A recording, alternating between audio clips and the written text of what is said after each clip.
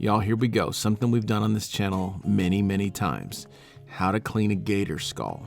Now I've got 5 gators. I've already done 4 of them, but I thought how great would it be if I could document how to do it in an e-boiler. This gator here is about 10 foot. I don't think you could put one in there much larger.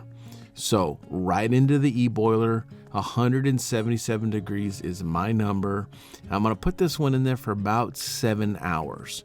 I've already done the others. I've done one for 12 hours. I did one for 15 hours. I'm just gonna pull this one early and wash it. Here's the rule in skull cleaning. You wanna spray into every hole and every orifice. Anywhere there's meat or tissue, make it go away.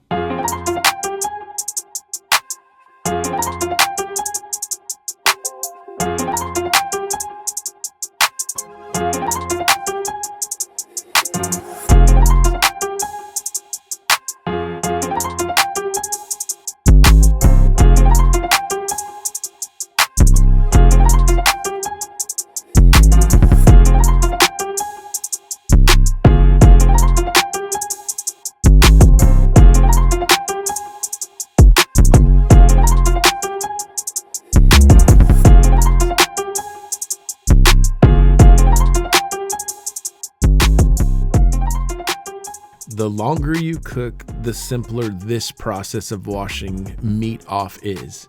I also like to leave the top of the head and the bottom of the jaw together for the initial wash around the teeth. It keeps them from blowing out and flying all over the yard.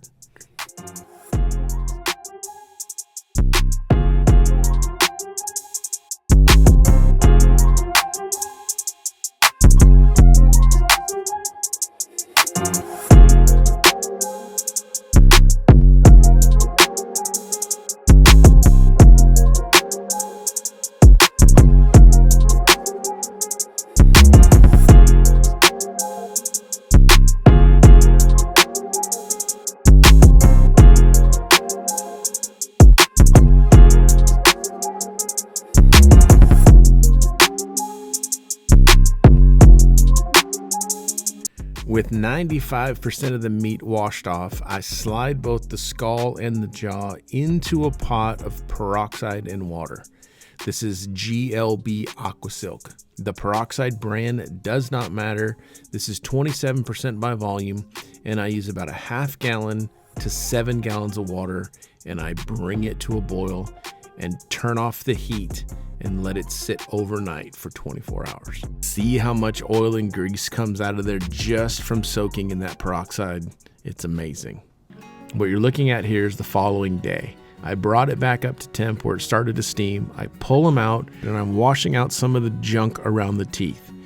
If you live in a humid environment, pull all the teeth and rinse out the inside.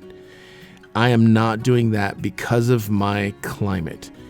It's cooked inside. I've rinsed around the outside of the gum and the inside just turns hard, and I don't have any spoilage. But if you're in a place with high humidity, you may not get the drying you need to cure the inside of that nerve in the tooth. If you're unsure, pull them all, wash them, set it in the sun to dry.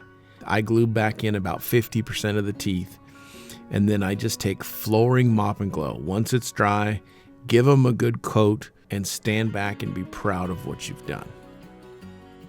All right, here they are, 99% dry. You can see how the bigger gators have nice tight seams on the nose, and those younger gators that got cooked longer had sort of a split seam on the nose. That's a little bit overcooked for sure.